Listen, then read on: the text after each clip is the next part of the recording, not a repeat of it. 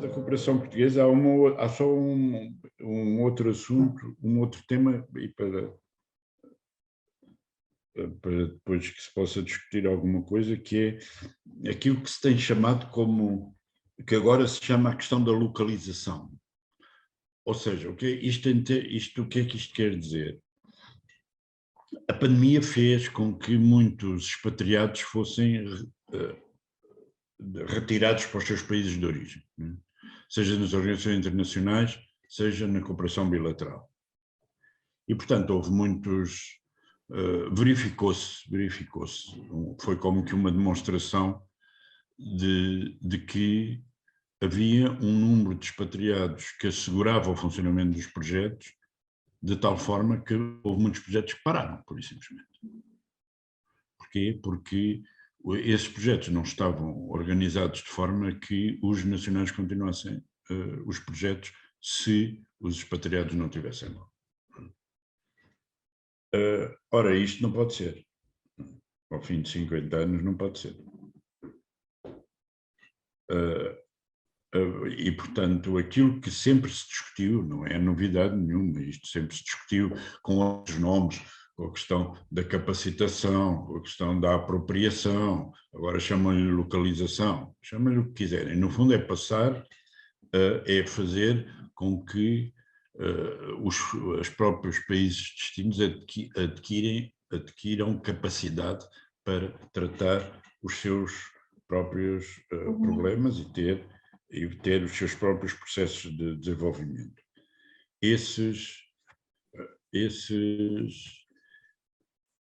Esse critério tem que ser cada vez mais assumido, seja pelas cooperações bilaterais, seja pelas cooperações internacionais. As cooperações internacionais, as bilaterais também, mas sobretudo as internacionais, tornaram-se um empregador que desequilibra completamente o sistema laboral dos países, não é? Quer dizer, qualquer técnico no PNUD, qualquer técnico nacional no PNUD ganha e tem um nível de segurança que não tem nada a ver com o resto, com o mesmo técnico, com a mesma formação que trabalha numa empresa local ou numa organização local. E, portanto, este tipo de desequilíbrios, este tipo de desequilíbrios no mercado de trabalho, acrescido com o facto de agora as comunicações permitirem um contacto permanente e muito fácil com as pessoas, sejam onde estiverem, não é? Os telemóveis hoje em dia, eu falo com o interior, com o sul da Guiné-Bissau, onde não consigo ir, mesmo que vá lá agora, por causa das chuvas. Na época das chuvas não consigo lá ir por estrada, mas falo com as pessoas que lá estão como se elas estivessem ali sentadas ao lado, não é?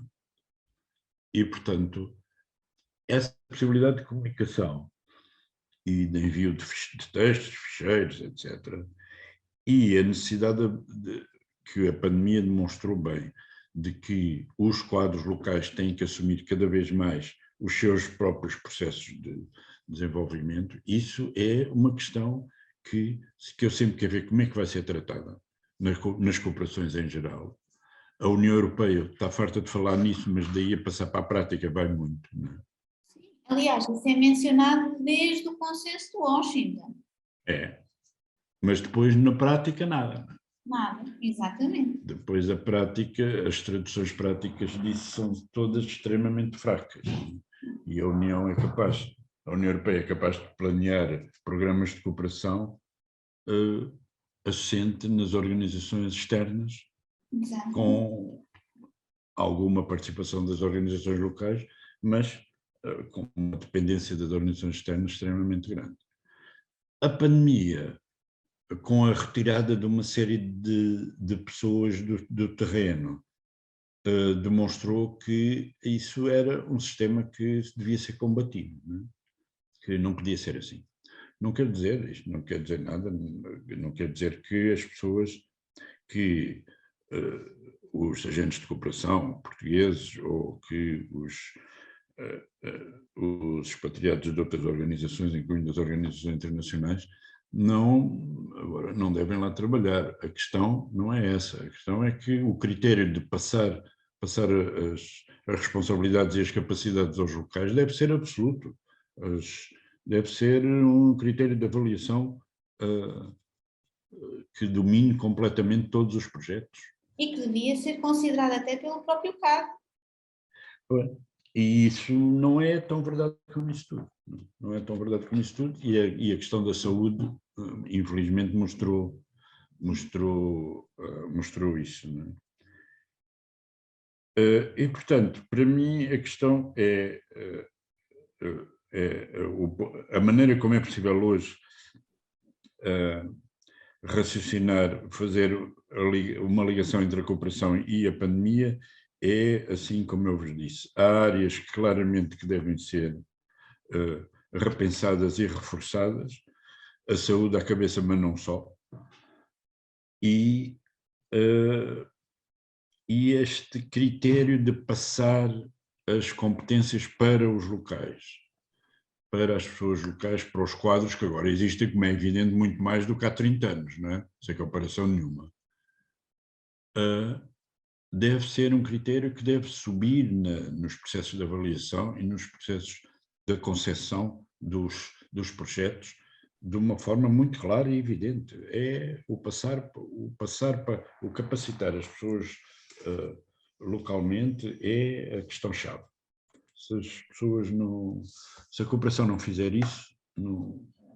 No fundo, é a cooperação portuguesa assumir aquilo que tem sido feito cá, no último governo legislativo, com a descentralização de competências, que é mesmo assim. A um outro nível, a uma outra dimensão, mas fazê-lo. Eu acho que aí não é bem isso. Mas a lógica acaba por ser essa, capacitar nesse sentido. Ou seja, há um controle do país doador em termos do que é a política-mãe, digamos assim, sim, sim. de política de cooperação e dos objetivos a atingir, e mediante aquele setor, até onde pode intervir e as competências a atribuir e as responsabilidades locais devem ser assumidas. É nessa perspectiva. Eu lembro que isto é um tema que se discute há muitos anos já. Eu lembro-me de... eu, em tempos, trabalhei no que é hoje o Ministério do Trabalho e da Segurança Social, ou da Solidariedade Social, e ajudei a montar o Departamento de Cooperação desse Ministério. E eu lembro perfeitamente que era uma das coisas que se discutia quando apanhávamos, sobretudo ONGs, organizações não governamentais portuguesas, que executariam os projetos sem qualquer dúvida, simplesmente elas faziam tudo, de uma ponta à outra. E quando se perguntava qual era o papel, qual era a responsabilidade das pessoas locais, a tendência era para as pessoas responderem que não havia pessoas para fazer isso. Agora, repara, isto já foi há uns aninhos, não é? Hoje em dia esse raciocínio já não é tão possível como isso tudo. Se a seguir às independências isso era evidente, não é? Havia 3, 4 economistas, de 4 ou 5 engenheiros por país, não havia mais do que isso. Não é? 40 anos depois isso já não é verdade. E, portanto, não é possível continuar a vender o mesmo raciocínio, não é possível. Isso já não é assim. Já não é de maneira nenhuma assim. E, portanto, a cooperação tem que tornar este critério de dar responsabilidade, dar uma concepção, ou aprovar uma concepção de projetos, um desenho dos projetos, de tal forma que a capacidade se passe para os locais, tendo presente, é evidente, que as contradições e a realidade dos próprios países. Não é? é evidente que a Angola de hoje não é a Angola do MPLA, partido único saído da guerra com a UNITA, não é? E, portanto, são realidades que se pensa que são diferentes e que todas as relações com elas, incluindo as relações de cooperação, que não é uma relação externa só via relações externas clássicas do Ministério dos Negócios Estrangeiros, as relações têm que ser umas relações trabalhadas de acordo com essa realidade. Agora, não me venham a dizer que não há quadros para fazer isto ou aquilo, não é? Haver quadros, não é? E, portanto, é talvez um dos critérios que esta pandemia pode tornar mais evidente na concepção dos projetos. Eu penso que isso já se está a passar. Sim. Vamos ver que tal, o que é que dura. Pronto, era isto que eu vos tinha para dizer. É evidente que eu acho que uma das coisas também evidentes, seja na cooperação, seja em geral, é a questão da consciência coletiva, não é? Nós passamos a ter todos uma consciência coletiva por causa da pandemia que eu não acredito que existisse antes da maneira como existe hoje, não é? De repente fomos todos ameaçados pela mesma coisa, não é? Sim. E estamos todos no mesmo saco, digamos assim. Há aí uns autores de ficção científica que têm os livros deste tipo no outro dia estava a rever e é muito curioso que aquilo, é evidente, o homem escreveu sei lá, 1920 e tal. Portanto, agora, aquilo até assusta um bocadinho, porque aquilo com umas palavrinhas trocadas nas frases parecia que o texto de hoje. Não vamos mais longe, o Steve Jobs naquele episódio do Netflix. Não vamos mais longe. É um bocadinho assustador. Tantos anos e há tanta coisa que não mudou tanto como isso tudo. E isso é que é assustador. Bom, mas de toda maneira mudou alguma coisa. Pelo menos a ideia que eu tenho é que vai mudando alguma coisa.